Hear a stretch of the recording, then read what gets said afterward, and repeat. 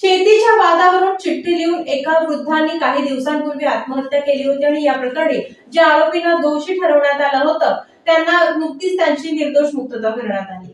महादेव लक्ष्मण वाघमारे वय 52 राहणार पोखरापूर तालुका मोहोळ जिल्हा सोलापूर यांना आत्महत्येस प्रवृत्त केल्याप्रकरणी अरुण रामचंद्र केवळे वय 70, बाळासाहेब अरुण केवळे वय 44, पांडुरंग अरुण केवळे वय 43 सर्वजण राहणार पोखरापूर तालुका मोहोळ जिल्हा सोलापूर यांच्यावर भरलेल्या खटल्याची सुनावणी एस.आर. शिंदे यांच्यासमोर होऊन त्यांनी गुन्हा साबित न झाल्याने सर्व आरोपींची निर्दोष मुक्तता करण्यात आली।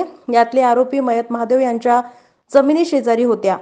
शेतीच्या वहिवाटीवरून गेली 30 ते 32 वर्षांपासून वाद होता।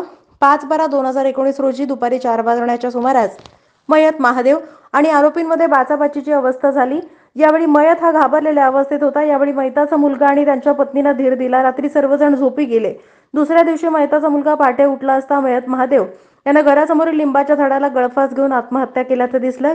खिशामध्ये एक चिठ्ठी आढळली। त्यात अरुण केवळे, बाळासाहेब केवळे, पांडुरंग केवळे यांच्या त्रासाला कंटाळून आत्महत्या केल्याचं नमूद केलं। यावरून मयत महादेव यांचा मुलगा महेश याने मोहोळ पोलीस ठाण्यात फिर्याद दिली होती। या गुन्ह्याचा तपास करून पोलिसांनी आरोपीविरुद्ध दोषारोपपत्र दाखल केलं होतं। या खटल्यात सरकारतर्फे एकंदरीत 8 साक्षीदार तपासण्यात आले। खटल्याच्या सुनावणीवेळेस ॲडव्होकेट मिलिंद थोबडे यांनी युक्तिवादात चिठ्ठीतील अक्षरं ही मयताची अक्षरं असल्याचा पुरावा संशयास्पद वाटतो असा युक्तिवाद मांडला। यावरून सर्व आरोपींची निर्दोष मुक्तता करण्यात आली आहे। यात आरोपीतर्फे ॲडव्होकेट मिलिंद थोबडे, ॲडव्होकेट विनोद सूर्यवंशी, ॲडव्होकेट दत्ता गुंड यांनी काम पाहिलं तर सरकारतर्फे ॲडव्होकेट दत्तू सिंग पवार यांनी काम पाहिलं।